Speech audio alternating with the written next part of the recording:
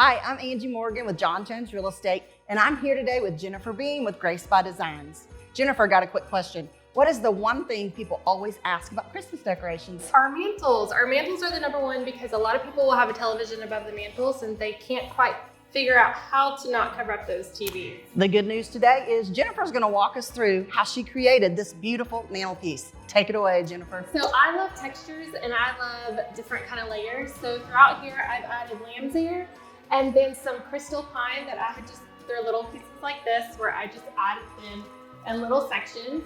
You can add ornaments or anything and ribbons are out.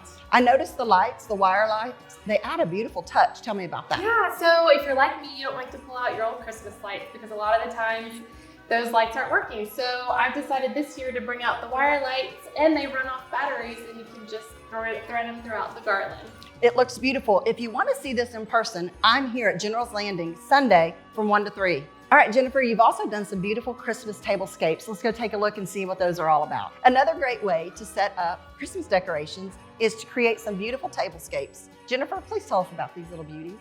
So Taste and See has some great Christian ware that I've paired with some pine as the placemat and then a simple napkin wrapped in an ornament to make a beautiful presentation for the holidays.